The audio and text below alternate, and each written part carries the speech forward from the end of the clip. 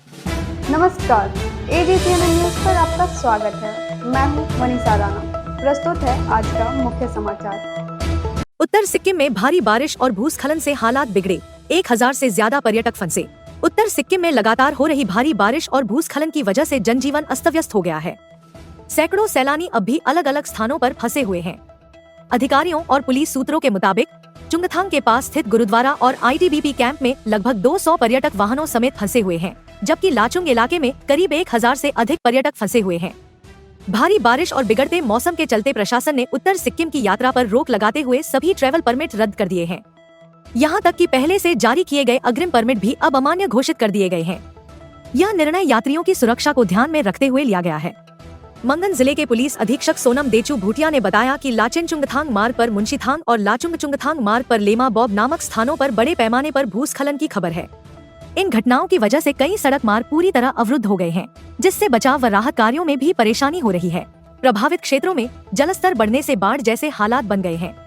कई इलाकों में सड़कें बह गई हैं, तो कहीं कहीं सड़कों में दरारें और धंसाव की भी खबरें आ रही हैं।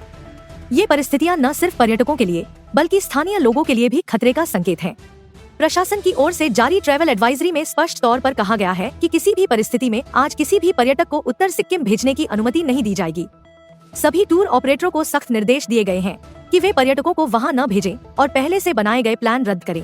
उत्तर सिक्किम के प्रसिद्ध पर्यटन स्थल जैसे लाचेन, लाचुंग और युमथांग घाटी, जो वसंत और गर्मी के मौसम में सबसे ज्यादा आकर्षण का केंद्र होते हैं, वहां पहुंचने वाले सभी प्रमुख मार्गों पर भूस्खलन का गंभीर असर पड़ा है। प्रशासन ने चेतावनी दी है कि मौसम और जमीन की हालत को देखते हुए यह संकट और बढ़ सकता है। स्थानीय निवासियों और पर्यटकों से अपील की गई है कि वे फिलहाल इन इलाकों की ओर यात्रा न करें और पूरी तरह प्रशासनिक निर्देशों का पालन करें।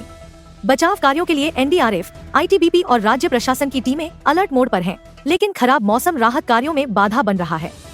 सरकार हालात पर लगातार नजर रख रही है और जरूरत पड़ने पर हवाई राहत अभियान शुरू करने पर भी विचार कर रही है। स्थिति की गंभीरता को देखते हुए अगले कुछ दिनों तक उत्तर सिक्किम की यात्रा टालना ही सबसे सुरक्षित विकल्प होगा।